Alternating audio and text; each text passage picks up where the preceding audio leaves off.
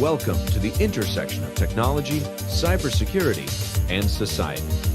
Welcome to ITSP Magazine. You're about to experience the other society. Prepare yourself for an independent, unscripted, and unedited conversation about the past, present, and future of the relationship between technology and humanity. Our goal is to share information and inspire action so that technology can be utilized to make our world a better place for everyone. The other society is not just a vision, it is a movement, and you can join it. Knowledge is power, now more than ever.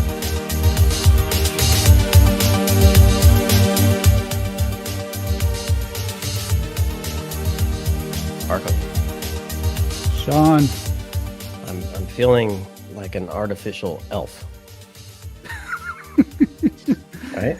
Well, you know, I'm getting in the Halloween mood right now. So if you want to skip directly to Christmas, I'm good with that. Yeah, let's go straight to Elf on the Shelf. You know, I was actually asking Siri this morning. I say, how far is Christmas? I say it's Christmas every time you want it to be. So it's her artificial intelligence. I guess she's picking up on my wave, brain wave, and I don't know if that's a good thing anyway. Well, it's whenever the AI tells you want it to be. Which means it's whenever the people selling you crap tell you want it to be. So wait. So you're saying that my artificial intelligence being hacked? That's what you're saying? Certainly biased and written to take advantage of you. And I am just drinking. Sometimes not maliciously. I'm just drinking it up. Many times, yeah. There you go. You're drinking up. I guess. Wow, you like talking about drinking sounds like we're drunk here. We are drunk. People are looking at the screen going, these guys. Bringing me back on track. Attention to their guests. What a couple of a-holes. All right, let's bring you back on track. So I'll let you introduce the publication, the ELF, which is why I went with the elf joke. European Liberal Forum. We had the honor to work with Professor Luigi Martino to work on an article as part of the broader publication that he put out recently. And of course, Marco. Well, certainly I don't know much about anything, and I think you're right there. I remember we wrote an article, and we decided to focus on artificial intelligence and the relationship with cybersecurity. Yes. And the old publication that Luigi was following was either 10 contributors or something like that, 10 article at least, some co-authors like ours and some not. And there was everybody could pick something that to make suggestion to the European community on how we could act on cybersecurity. I guess before it's too late. Some people brought in space security, some other privacy, some other like us decided to go with artificial intelligence. But because we don't know much about it, we talk a lot about it, but we are able to do so because we have such a great network of people. So these are the people, some of them that contributed to the article here on the show today on the Other Society, where we're going to talk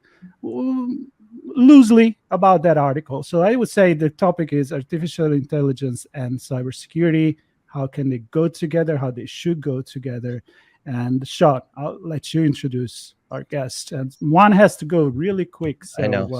So priority. Normally I would start with her, but I'm going to end with her. I'm going to say Matthew Rosenquist is on, who's been a guest a number of times on the show. And it's great to have him back. Thanks, Matthew. Kevin Macnish, who has been on the show and is also helping to lead some conversations on ethics and digital society as part of the Other Society series. And great to have you on again, Kevin. And both of you, thanks for the contributions. And certainly last but not least, Keenan Skelly, who contributed to this as well and is also a host of the National Blast here on ITSP Magazine, the podcast that digs into policy. So I suspect you'll cover some of that in the few minutes you have with us today before you tell us to F off. But definitely. So fly off. That's what, fly off. Yes, fly off. Rack off.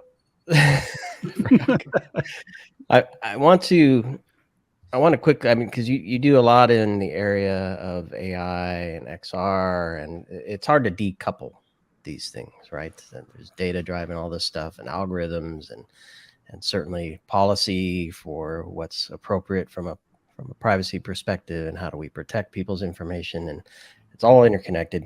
Some of the things you're working on, Keenan, that are related to this topic of combining AI ethics with cybersecurity.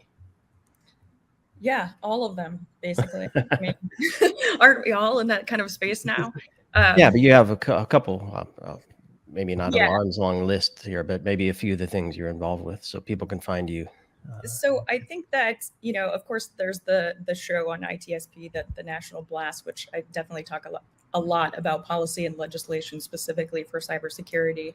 But also, I recently co-founded the XR Village, which is meant to take a look at all of the technologies, whether it be hardware or applications or platforms that are running AR, VR, XR, which I'm now grouping all of that into XR. And I even put it on the t-shirt. So it's official now. We're just going to call it all XR. Okay. I'm going to need likes on that. So the idea there is to actually start looking at some of these privacy issues, looking at some of the technological security concerns, because as somebody who has developed games in the past for teaching cybersecurity and who is very interested in doing that again, when you start looking at development of things for the metaverse, it's scary. It's really scary as a cybersecurity professional to know all of the things that are possible for developers to do right now. And the fact that there's really no reins on this whatsoever. And we're at that early stage of this kind of development where everything is still involved, right? Artificial intelligence is involved. Biometrics is involved. Tracking, your eyesight is involved. What kinds of things can we really do with this is the question. And how do we make sure that there's privacy, safety, and security? And this is something that was touched on in the article also, and I think we all kind of hit on in our own way, is that privacy and safety and security are really all the same thing. They go hand in hand. And that's something that I think Americans don't always remember because we haven't experienced it in world wars like Europe has and other countries. But it's still a fact, it's still a fundamental fact. And so, Matthew, I want to go to you because what Keenan is pretty much describing there is the need to think about this proactively and thoughtfully before we end up in a situation that we don't want, right? So we talk about these things: X in design, security X by design, security by design, privacy by design. We're touching on the broader review of ethics in the European community and abroad and around the world. How about ethics by design? And I know in the article we present that we want to connect cybersecurity and ethics and privacy together. How do you see that kind of coming together? Well, whether we want to acknowledge it or not, they're already interwoven together. When you look at the realm of cybersecurity, and that's the security, the privacy, and the safety of things that are being developed, there's a certain ethical responsibility because the technology, the digital technology, the tools and services and devices that we use are becoming not only pervasive, but incredibly powerful. We talk about the data that it collects, yes, but it's also the influence that it has, especially on Marco, right? I mean, his Alexa can tell him, when to get up and walk the dog, and I'm sure he would do it. It's also controlling things such as our critical infrastructure, the delivery of food to grocery stores, our power, our oil, things that we buy at the store, things that we need, our healthcare, our defense, our government. So as technology becomes more pervasive and more powerful, it can be used. It's simply a tool, but it can be used for really good things, which we want it to, but it can also be used for really bad things. And when we talk about ethics by design, we're only talking about half of the story there, right? Because developers are designing that next tool or service or capability to do some cool functionality. And yes, if you have ethics by design, you're trying to make it ethical in what they're designing it to do, but it's not taking into account those brilliant communities that will take that, whatever it is, and misuse it. Use it for other purposes. Use it for malicious and personal gain and everything else to the harm of others. And if you only think about I raised my hand. Go. So I totally agree that, everybody that makes technology wants to make the world a better place, right? When Einstein was theorizing about the nuclear bomb that would give the whole world energy, at some point he got to the point where he was like, dude, this could be bad. Like, this could really be bad. Like, this could be used in a bad way. And he went to the president and he said, look, this is going to be bad for everybody. I think we need to just shut it down. Now, obviously, we didn't shut it down and we continued on with that. And we saw the effects of how that happened. But there were people who were building it who knew. And I think in cybersecurity, we don't give cybersecurity developers enough credit anymore, right? I mean, they're being hacked constantly. Their stuff is all out on the internet because they get hacked all the time. Like, they're concerned about their security, even if it's for themselves or for their company. So I think we have to have some kind of built-in piece to that, where when you learn to develop technology, you learn to be able to spot if something's going to be harmful and what you can do to help mitigate that. You have to have that adversarial mindset. And unfortunately, a lot of developers and engineers don't, right? An engineer's mindset is, how do I solve problem A?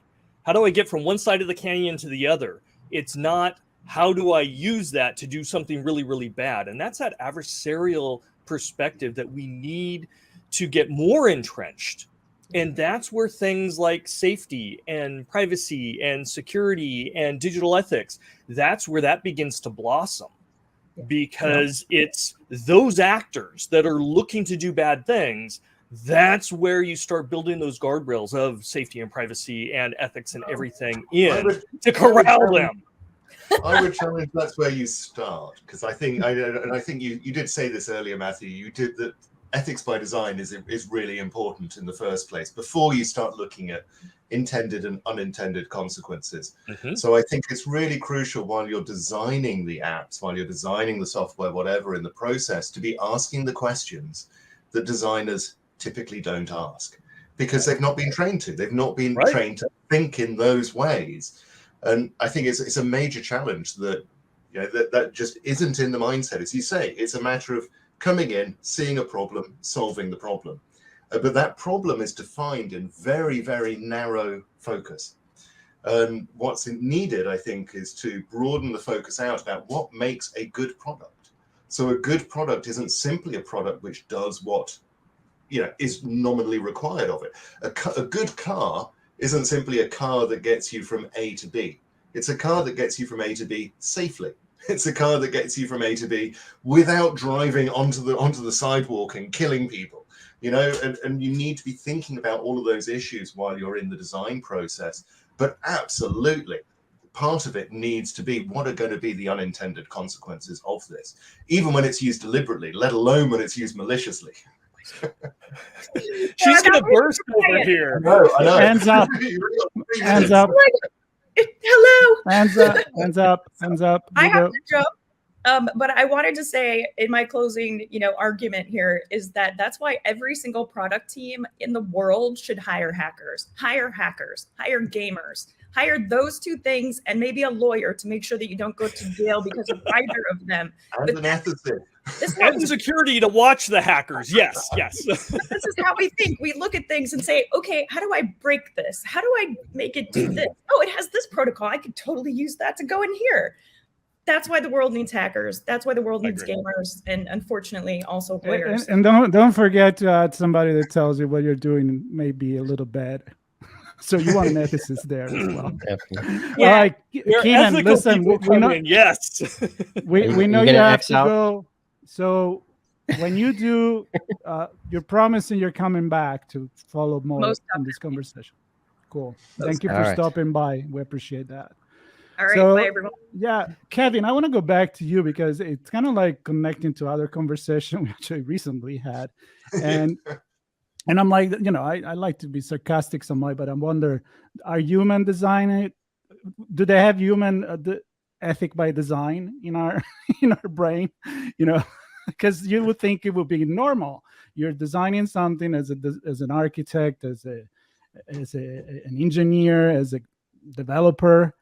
Shouldn't it be the first thing that come in your mind? Like, am I bombing things here? Am I creating something a little too dangerous or not? I mean, It's Well, philosophical. I think there again. I think Matthew, drew out a really good point about there's the unintended consequences of something which can happen where somebody comes along and maliciously takes it and misuses it.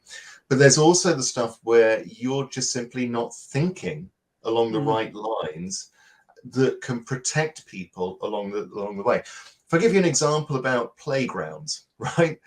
Back after the Second World War in the UK, there were a lot of bomb sites, understandably. And people noticed that kids, particularly in inner cities, were playing in the bomb sites, were playing in these massive craters, and sometimes there was unexploded ordnance there. And so they figured, okay, we've got to go and sort this out. So all the engineers that had been working on planes during the war went and built play parks. But they were thinking about rough and tumble, kids going out there, mucking about.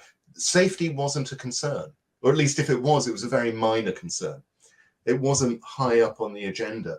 And it was only by the late 70s that we started in the UK, started to address the fact that there were implements in most playgrounds in the UK that were killing a number of children every year. And nobody was dealing with it. And so that finally started to be addressed.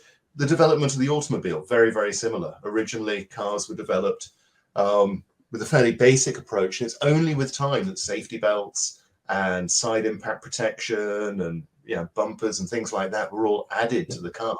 So if you're not thinking in that way in the first place, then you're not going to be addressing those problems, because quite often you just get excited by the solution that you're developing. And this draws me to, we've probably added, I don't know how many items to the list of things that people need to ask when they're building a product, right? I mean, we didn't even get into ESG, social governance, and the planet and climate change, and I don't know. The list can go on and on and on, and that's kind of my point. Is that what takes priority? Is there a line? Keenan made the point that somebody raised a flag that said, so somebody thought about it, asked a question, answered the question, presented the answer, said, this is bad, yet we still went through with it. So I'm wondering how, I mean, it's a tough problem to solve. And I don't know, Matthew, if you have any ideas on this, just how do we, as businesses, let's talk from the business perspective now, how do we juggle that never-ending list of things we need to consider with bringing something to market where we know if we're late, somebody else is going to do it, perhaps unethically, and then we lose. We were going to bring it ethically, but they brought it unethically before us, and we don't have the market share now to do it ethically because somebody else did it. That's the struggle that we deal with in cybersecurity all the time, right? We have to find that right balance in finding the optimal level of security, because there's always cost, there's friction, there's some good things as well we bring to the table, but it's finding that business balance. And if the conversation isn't had, you're lost, right? There's going to be ugly surprises down the road. If a conversation does emerge, here are good things, here are bad things, what are the trade-offs, where do we need to be? That typically is an executive decision. And we would hope, and we find in most cases, the financial incentives eventually benefit the consumer. Okay, so if you're going to design a car and you're designing whether you want to spend the time and the effort to design seat belts, and you decide, no, it's going to cost too long, it's going to delay my product out the door, I'm just not going to do it, and yet the rest of the industry you're probably going to suffer in the end. And as we saw with seatbelts and airbags and brakes, the first cars didn't have brakes, by the way. Little things like that, it benefited the consumer. Now, there are situations that it doesn't.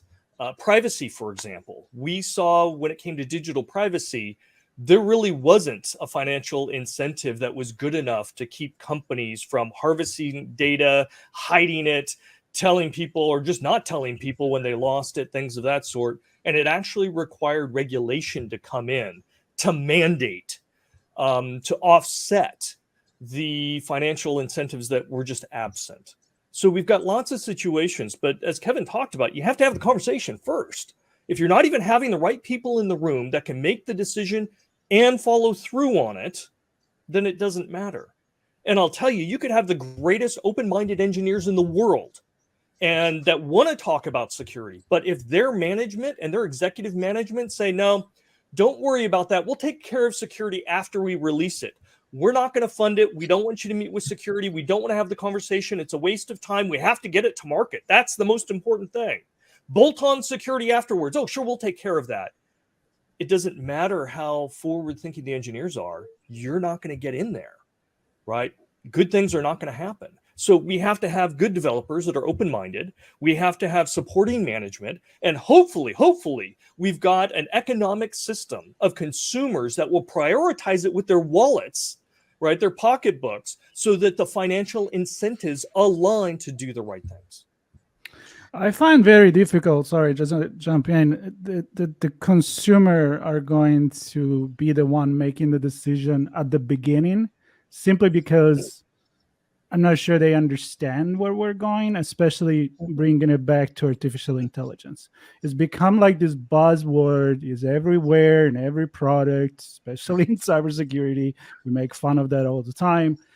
But there are incredible promises. And that's why, and Kevin, I'm going to go back to you with this, like a lot of countries have been developing documents about the ethics in artificial intelligence. And one of the points that we make in the article was that, yeah, that's great, but you're kind of lacking the connection with cybersecurity. And you need that connection between cybersecurity and ethics at the same time. Because the point is, what if it's too late? What if we're already deciding a lot of things without that in mind? So let's reconnect to that essential part of the article. Yeah, absolutely. I mean, you have to have them both in there by design throughout. I mean, a system which isn't secure is not an ethical system. I see security as being an ethical aspect. So to me, it sort of all falls under the big, that larger umbrella. But I think that when you do, to go back to that fear that somebody might be being unethical and therefore steal a march on you and steal market share, I think experience shows that in the medium to long term, that doesn't work. Yes, it might help you for a few years. And you can think about something like the VW emissions scandal here, that you can act unethically to try and steal a march on other people. But when you are found out, the cost of it is usually far greater to you than the benefits which you received. I think VW estimate that they lost about 38 billion as a result of the emission scandal. It's a huge amount for them to suffer through that. And so I think there's an inevitable problem which happens when you are not ethically conscious, and I include security within that, that says that when people recognize that that's been the case, and one of the nice things with all these AI ethics codes of conduct that are coming out is that there is this general agreement about what we're talking about now, that when people say, oh, well, you weren't respecting of privacy, you weren't respecting of security or robustness, then your product will suffer and other people will fill in that space who have taken the time to be ethical. So I strongly believe that over time, the ethical approach, the secure approach will win out. The question is, what's the cost in the meantime for all the poor people who suffer using the poorly, the system which isn't secured? $50. If that's it, they're pretty fortunate. That's all. Hold on, let me write a check. or the cost for the few people that at the beginning were driving cars without brake. Precisely. Or those that bought the Ford Pinto, back in the 70s. That's so there can be some serious costs out there. Yeah. Well, and in the UK, with the cybersecurity attack we had with WannaCry, which took down the NHS, the British health system, took it down for several weeks. And that was running hospitals and administration for patients and so on. I mean, lives were at stake. Yeah, one of the things that ethics and privacy and cybersecurity and so forth all have in common, from the consumer perspective and those companies that service the consumer perspective, it goes back to the first axiom of cybersecurity, where cybersecurity isn't relevant until it fails. And a lot of times the consumers really won't care until they feel the pain. And then, of course, they're up in arms, how dare you allow this to happen, and so forth.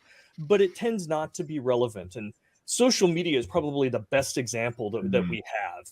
People were flooding social media with all their private information, even their social security cards and national ID numbers and everything else, birth dates.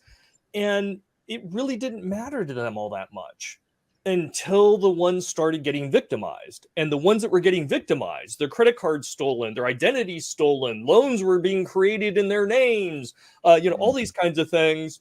That's when you started to have people go, whoa, I don't like this. And privacy became marketable. Privacy and security then became meaningful and a competitive advantage. And we're not all the way there. There's still a lot of suffering, unfortunately, to go before we've got mass adoption and everybody raises their hands and go, yes, we need security, we need privacy, we need safety, we need ethics. Yes, yes, yes. We're still traveling down that road and there's a long way to go, but we're on that road. And that, unfortunately, in my mind, is what it takes. Because even though Volvo, as an example, got penalized, they're a massive company, and they've gotten to be a massive company during the time. And the amount of profits that they had during the time, the years, decades of that scandal, probably is larger than the penalties they're going to pay. If we look at Facebook, who arguably has not managed data in an ethical way from the beginning, one of the largest companies in existence. So even if they changed tomorrow and became 100% ethical, look what they've achieved by being unethical. So there is an advantage, and companies aren't lost on that fact. Executives are not lost on that fact. I'd rather be Facebook size and slap with ethics and have to worry about that than remain a small company that's been ethical all the time. If profit is key, we've got some issues. But again, that's an ethical issue, right? When you put profit above, the goodness of others and yourself. That's where it comes back to your point about the regulation then, as you say, if the consumer will is not going to be sufficient. And this was the case again with the VW scandal, that if the consumer response isn't sufficient, then there needs to be regulation to follow up. And I think you hit it spot on, Matthew, with talking about the impact of GDPR, that nobody was taking data protection seriously until, I was about to say till 2016. They weren't. It was sort of midway through 2018, maybe even 2019, when the fines started, that people then said, yeah, maybe we need to start thinking about this a little more carefully. And that's in Europe. We're still not even there in the US. We haven't even started that. Oh, you got the CCPA. You're going down the right route, at least. Yes. California, the only state that actually has privacy listed as a right. The only state out of 50. One out of 50. We're getting there. Who's right? Who's right? I'm not going to mess with that one. So I want to go to maybe kind of bringing this home, or to a point for our listeners and viewers to really understand what the possibilities are. In the article, I think we cover a few different things, like so there's, I guess with AI, for me, the main point is to bring decision making to bear at scale, right? So we can only do so much as humans. So we use AI to help us analyze information to make better decisions, or take certain situations and perhaps steer things a different direction. And sometimes the algorithms might get it right. Sometimes they might get it wrong. Sometimes they might be biased. So I guess one thing we point to is the algorithm could be compromised, right? Either with bad data or some injectable bits or code that changes how the algorithm does what it does and the outcome that it makes. The systems that it runs on could be compromised, so they could become unavailable or lack integrity, right? And the data that they're hosting could also become available or lack integrity. And there's kind of the flip side, which is that AI could be used to fight. Bad AI could be used to fight good AI. So kind of getting in the way of the AI doing what it should, and perhaps criminals using AI, maybe a fourth one, criminals using AI to scale their own offenses against good things or otherwise. So I don't know if either of you have any, maybe Kevin, start with you, an example of where that might come home to roost for some folks sitting at home or sitting at work. Wow. Which of the four? Because any of them could anyone. Because it's the thing we said earlier, AI is so, or at least the phrase AI is so ubiquitous now, but it does impact us in so many ways through our various Home Assistant apps. And I won't mention any names because about 3 units will spring into life in my study if I do. But, if any of those were compromised, the impact that would have to be able to turn on a microphone remotely, or through my reliance on a machine learning system which influences my sat-nav system, for example, something like that. If that were poisoned and that were impacted, you look at the number of people that follow bad advice on sat-nav systems. And yet if there was some attack or some compromise on that, then that could be huge again as to how people drive, how they act, and so on. There are all sorts of, basically you just think about any area in which AI is being used and influencing our lives at the moment, and then think what that would look like were it compromised. I don't remember what country it was in, but I saw an article, and I can't validate, I can't verify if it's true or not, but an app was used to hail a bunch of cabs or shared rides. It was a Moscow. Okay. Yeah. Basically pulling a bunch of drivers into the same spot at the same time. I don't know if that was a compromise of an algorithm or just a compromise of or use of scale at some way. But I guess to me, that's an example of do that on a even bigger scale, and things can get really hairy real quickly. So somebody in London recently got a whole load of smartphones and dialed into a sat-nav, a route finding app, a very popular one. Put them all into a trolley and then just pushed the trolley really slowly down this London street, which then registered that there was a huge traffic jam, and then started rerouting everybody all across the city other than this one street, just because this guy was just pushing it really slowly down. It's a very analog form of attack, but it's a very effective one. Well, that brings me back to one of our very first conversations, Marco, and this really brings it back to the ethics as well. Remember our conversation around autonomous vehicles, and if one is investing a lot in advertisement on a platform that also controls the traffic maps and if you are a premium member, maybe you get a better route than somebody that is not paying the premium to get. You're not paying the premium, live in a neighborhood that isn't paying a premium. You get all the traffic through your neighborhood because. I remember that. Now, these are all example, and I want to go with Matthew because I remember the last conversation we had was some prediction that you had for 2022 and way beyond it. AI attack was one of that. I remember clearly that. So I want to go there.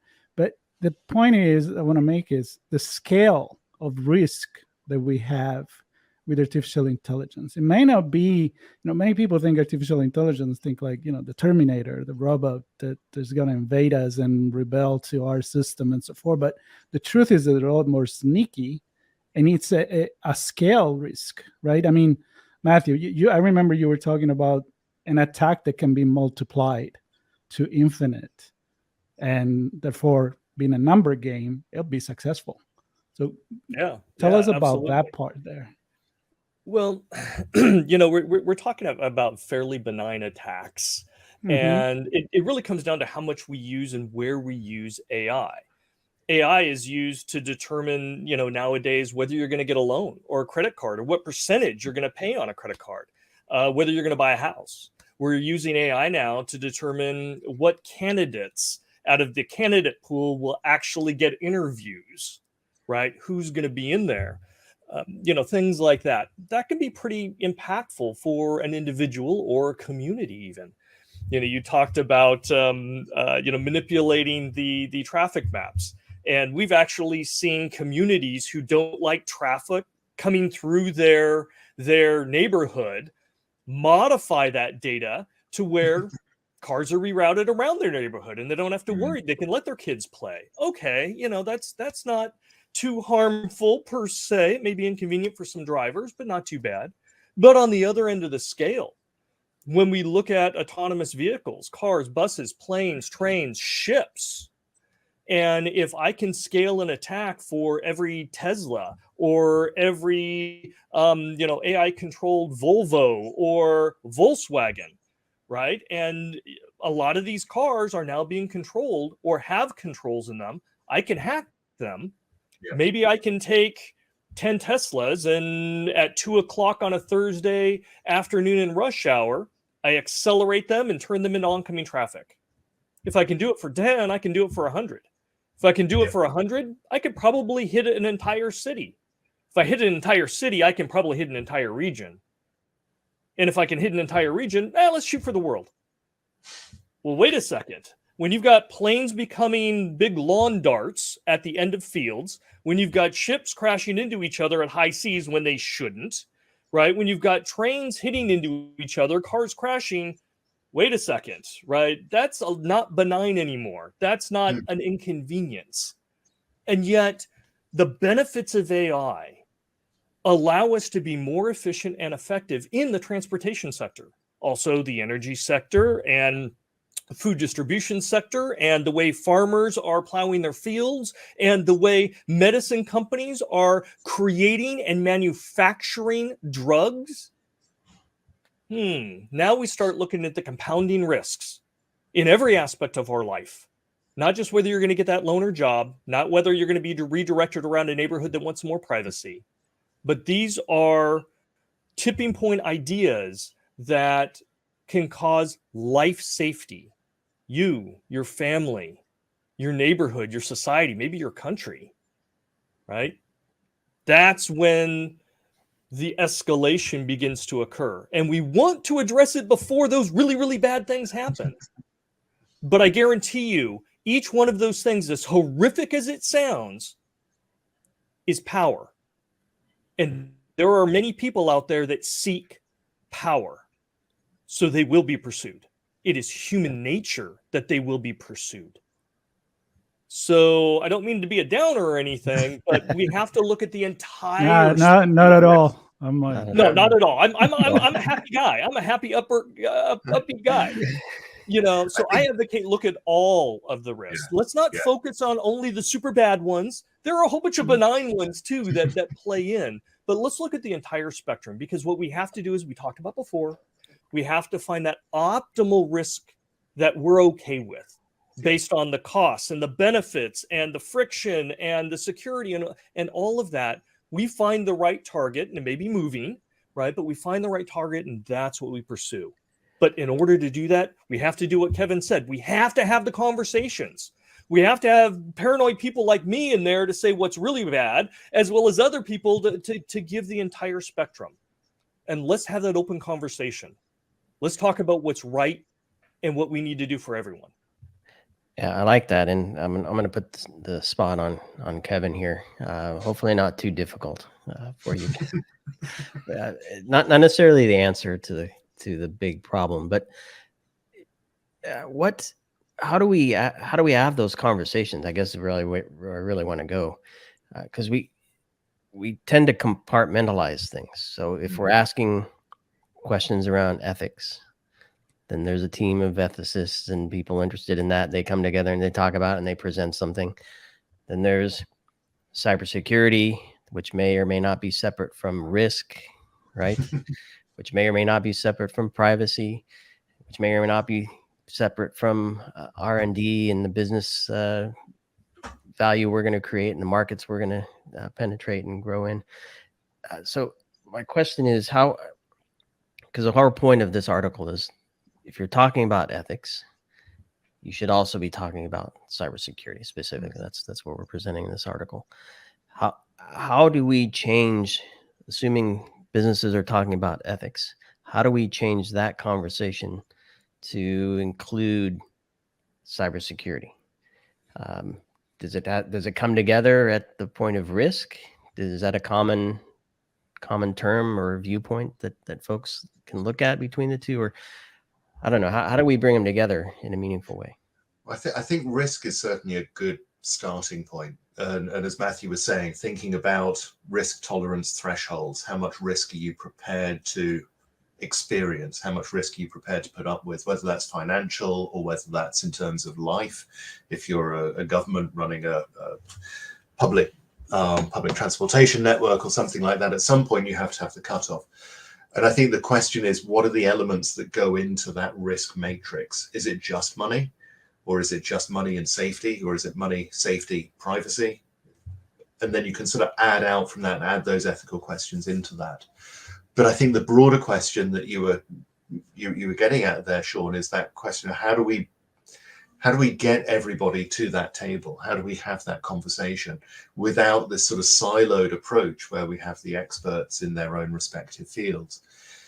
And I think there's obviously a large education piece to that, which I think will change, hopefully will change generationally. So for our generation looking at cars, we would be shocked to find a car that didn't have a safety belt in it. But my grandparents wouldn't be that shocked by it. We come to assume these things as normal. And so I think there's a long-term response. The challenge is, what do we do in the meantime? What do we do in the intervening 20 years before that generation enters the marketplace with those expectations? And I think there's a big challenge in bringing that sense of responsibility out there. I want to ask this question. It may seem silly, but I'm not in those conversations, so I don't know. So I'm going to ask it. When ethics are being discussed, I'm assuming there's a formal discussion around, are we doing things ethically? Maybe it doesn't happen in every organization. Yeah. But we kind of described it in the beginning as asking a set of questions. Mm-hmm.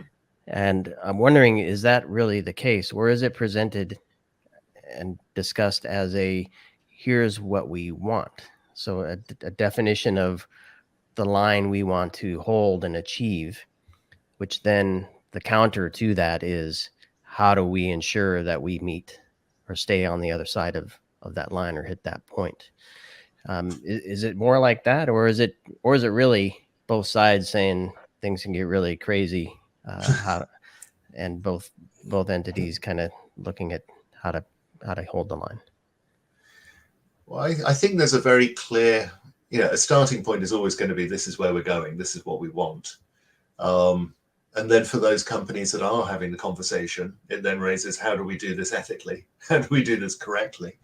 And along with that, hopefully, is this an ethical direction to pursue in the first place? And then once you've had that question of, is this, how do we do this ethically? That's when you start looking at the development process, the implementation process, and say, okay, what are the issues in order to achieve this ethically? What are the risks? What are the consequences if we don't do it ethically? And again, it's making those payoff decisions that are going to be made throughout that process. But again, I come back to the point, if we're not having that conversation, then those decisions are being made. They're just being made implicitly. They're being made without anybody really thinking it through. And that's where you get into these ridiculous cases where you get very, very biased AIs, because nobody has asked the question about what if. How do we develop this ethically? We develop it in such a way that it's not going to bias against a certain group of people. And if nobody asks that question, implicitly it probably will be biased against a certain group of people. Yeah, because I go back. This to is the actually economist sorry, card. Sean. Yeah, go for it. No, I was really mad because I just remember that this was part of what we put in the article, and it came out that compared with other technology, artificial intelligence is really human. I'm not saying all the others are not human. We are the one that imagine, develop, and create technology. But the artificial intelligence in particular, it is feeding on what we feed as what we believe is intelligence, right? All the information, it comes from us. So if you ask Dr. Evil, he's going to tell you what is good for him. It may be a little bit different than what is good for everyone else. But then the question for me is, Matthew, where do we apply cybersecurity in artificial intelligence? It's not a firewall. It's not a filter for spam and email. I mean, where does it go? It's such a, I don't know, such non-concrete technology. It's got to start at the design phase, at that innovation moment. And again, I work with a lot of companies and a lot of clients and so forth, and they're in the midst of developing amazing, mind-blowing things. And they often ask themselves and focus, blinders, can we do this? Can we make this happen? Can we code it? Can we make it functional? And yet they don't ask, should we do this? So if you had a car manufacturer, right? And cars are filled with sensors, not only for road sensors, but also internal sensors and everything else. And if the executives go, you know what? If we knew how many people were in the car and who was in the car and where they were going and how often they go there and all that, we could make the experience better, right? Which makes our brand more valuable and we can sell this car for more. So if, can we capture the biometrics of everybody in the car?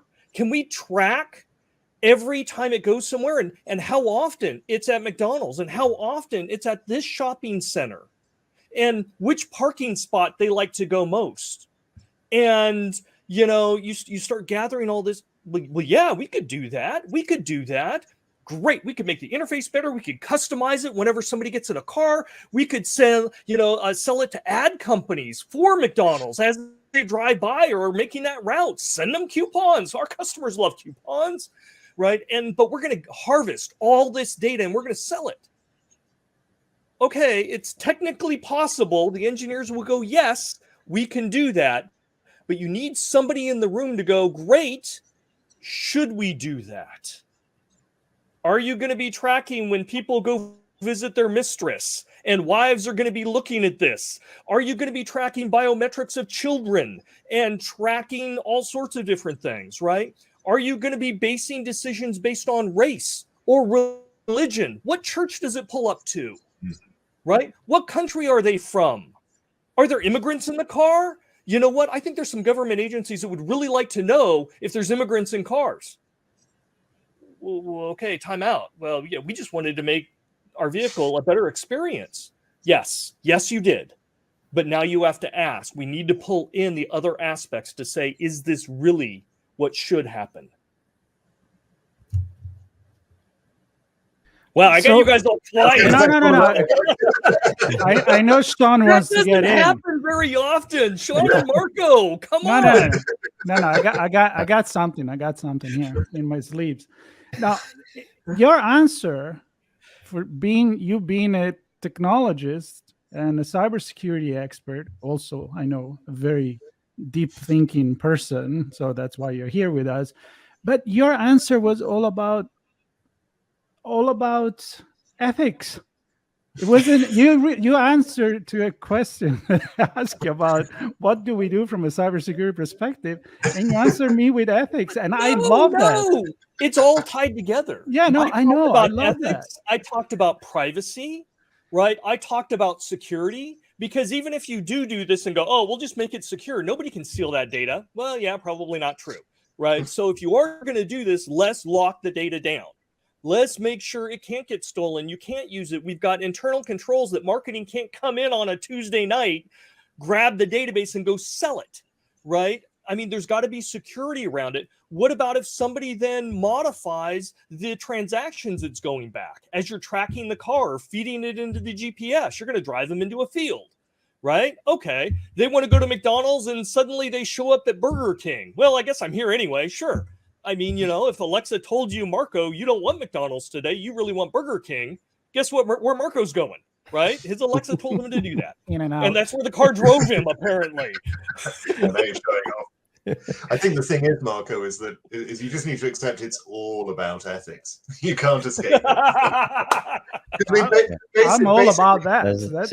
Basically, whenever technology impacts on people or society or the environment, then there's an ethical aspect to it.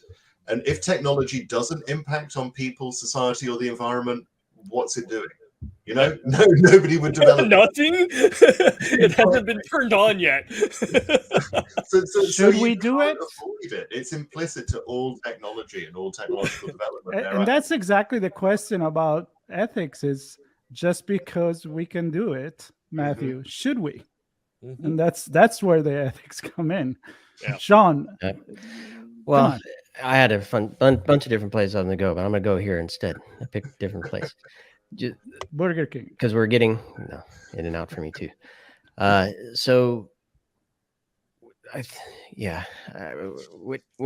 Matthew, the couple of examples you gave to me, you started to move off the confidentiality piece a little bit, but I think generally when people think cybersecurity, they, especially people at home, they think privacy, which then means confidentiality. And there are other elements to cybersecurity in addition to confidentiality. And you briefly touched on the integrity piece.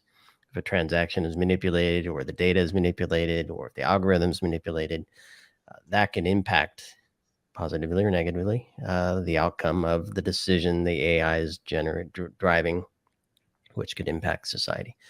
The other is availability. And even so, denial of service, or the data gets taken offline, or not all of the data is there, so you're getting a partial picture.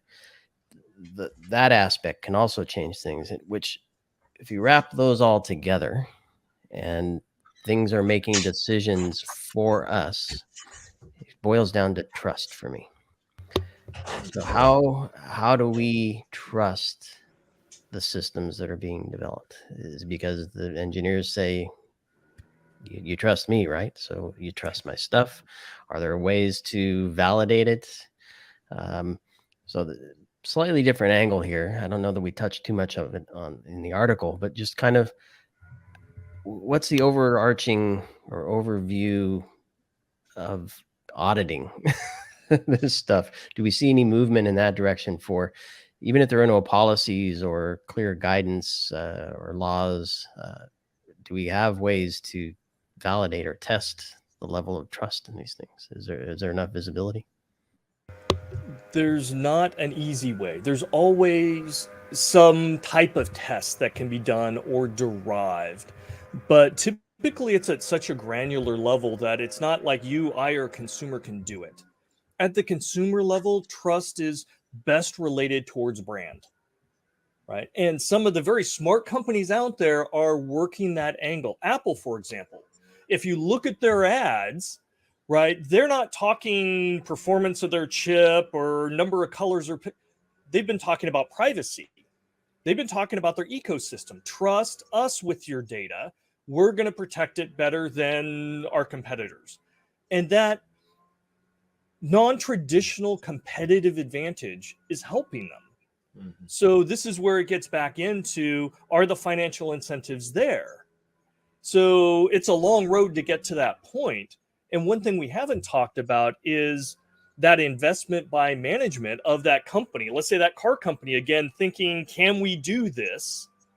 Having the right discussion. If you go in, no, it's all bad. They're thinking, somebody tells me it's all bad and marketing says we're going to get this much revenue. Which one am I going to do? And, the people, if I just go in and say bad things all day, I'm not going to be invited to the next meeting. I guarantee it. So it's a matter of shifting the viewpoint and having a constructive conversation, which means you talk about the risks, but you also talk about the opportunities. Hey, wouldn't you like that non-traditional competitive advantage that Apple has? Well, guess what? Look at Volvo. Volvo makes the most secure cars in the world, right? They built their company with that idea of safety, right? How can security, privacy, safety, and ethics help your company, your products differentiate itself, bring in more revenue, increase market share, increase margin, raise average selling price? Because it can do all of those things. I go into a meeting like that, and now I've got the interest. I've got the interest of the parties there. But it takes the company to make the right decisions and invest in them, And then that eventually manifests into the goodness of the end users downstream. But it's not something we normally do. Unfortunately, people in my organization, in my industry, we talk about the bad things first. I'm going to tell you about all the scary things. These are all the nightmares. When in fact, we need to have that balanced approach in showing the risks and the opportunities. Yeah, and I see an opportunity here for cybersecurity perhaps to ride the coattails of ethics, right? Get in there on those conversations. Because to me, it sounds like in the two examples we just covered, Apple and Volvo, those were ethically driven visions that creates a set of values that those companies live and breathe by, right? And therefore their R&D and their operations and perhaps everything else kind of follows those values, and then creates a product that also follows or meets those values. So is there an opportunity here for cybersecurity to kind of attach itself to that? I don't know, Kevin. We all started. Everybody here started by saying, all the experts said it's all integrated. When you look at privacy, you look at ethics, you look at security, you look at safety, it's all interwoven. In fact, I would argue you can't tease them apart. They come as a package deal. So yes, we're all together. We all win together in a privacy question is, ethics, or we lose together. Okay, maybe the better question is, are companies just not doing things ethically? They're not asking the questions, because there are very far and few between the number of companies that present themselves like the two examples we just provided, right? Which either tells me that stuff's not bubbling up, it's not important, or companies just aren't doing it. I don't think the decisions are being made, right? I don't think the conversations are being had because you don't have the experts in there to be able to make those discussions meaningful, right? If you bring Kevin in and have Kevin talk to your C-suite and your board, now you're raising the level of awareness around ethics, right? And maybe even a smidgen of privacy and security and everything else, because again, they're all tied together. And maybe they bring someone like me in and I'm going to focus on security, but I'm also talking about ethics and privacy and everything else. And now you start getting an up-leveling. But to be honest, the industry had moved so fast and goes after the dollar signs so quickly, right? Give me the minimum viable product and get it out there, right? So fast that we're not having the conversations. And you need the experts. You need them at the level where they're getting the attention at the right time with the executives to push the narrative forward, to have the conversations and evolve the company into one that's ethical. And, I just want to finish, at least my last comment is at this point, talking branding in a way. And I may question if ultimately, do I know if Volvo or Apple or any other company, did it really start the conversation with ethics, or did it start with saying, maybe we can go that route, we're also look like we're doing the ethical thing, which is great. I mean, honestly, I don't care where it comes from, but it means that the time has changed for the consumer to appreciate that.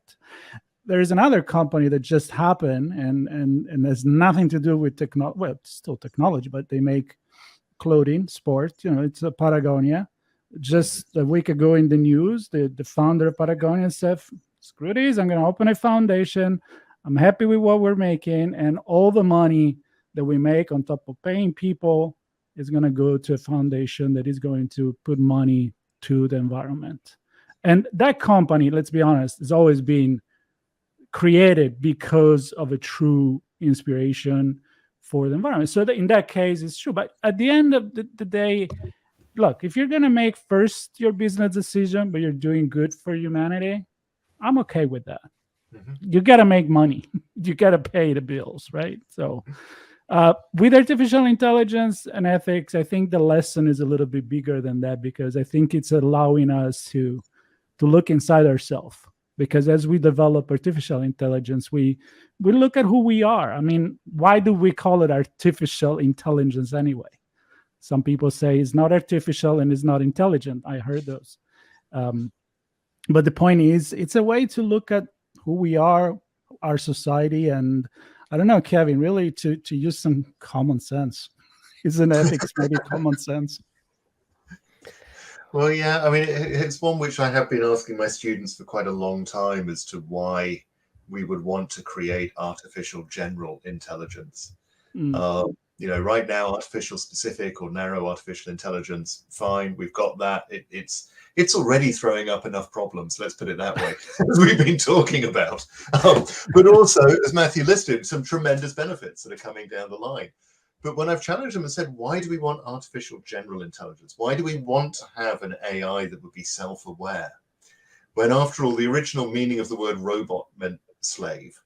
What we're basically creating with AI systems and robotics ultimately, and they will be coming together more and more, is that we want things to do the dull, dirty, dangerous work that we don't want to do ourselves.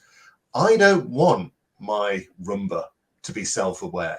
I don't want to have to think about the human rights of my car, okay? That's not why I want it to be intelligent in any sort of way. So I think in that it does then cause us to question what it means to be human and what it means to differ between a human and a machine and what we're trying to achieve here by all of this. And once more, we come back again to Matthew's point, just because we can do it, doesn't mean we should do it. And we don't have to go down the whole Skynet, Terminator, dystopian future in order to think this is a bad idea. We just have to think, why are we? What is the benefit to society of creating a self-aware machine? What are we really trying to achieve here? And I leave that as an open question because I'm still yet to be convinced that there is a benefit to it. It's $60, $10 more than 50 cost. If that's the only benefit to an AGI, then I think a lot of people need to stop developing it now. That's right. And I'm gonna take this opportunity. I mean, we've been on for an hour. I knew this was going to go long, and I'm happy we had this conversation. Not the end, of course. We have many on the topic of digital ethics. Kevin is helping to lead the charge on a number of those conversations. This one be included as part of that in the other society. I want to kind of close because this particular conversation driven by the European Liberal Reform article that Marco and I wrote that Matthew and Kevin and others contributed to. And in there, we have some recommendations and we cover some of the things that already exist. I'm going to go back to your point, Matthew, about the minimal viable product, the MVP. This can be a difficult task, right? Looking at ethics and combining and bringing in cybersecurity and having that conversation in a meaningful way where you actually do something with the output of it. Don't try to boil the ocean with that. You follow the MVP rule for this as well. There are frameworks and standards and guidelines and other documents. You may not agree with everything, and it may not all apply to your particular sector or type of implementations you're working on, but at least it give you some baselines to have the conversations, understand what you're talking about in a common way, and perhaps start to take a few steps toward an ethical and secure AI system that it seems like every company has now AI in their system. So, yeah, I guess my point is, don't just listen to this and go, "Oh, that was interesting. I'm going to go off and build my MVP product." Take this in as an MVP call to action as well, and fold that in. So, with that, I want to thank Matthew and Kevin for joining us for this conversation, and to Keenan, of course, who is on to help kick it into gear, and she contributed a lot to this piece. All the other contributors for the article, which we'll include in the show notes. And we invite everybody to stay tuned to the Other Society here on ITSP Magazine for more conversations like this and many other topics and categories. So thanks again, everybody.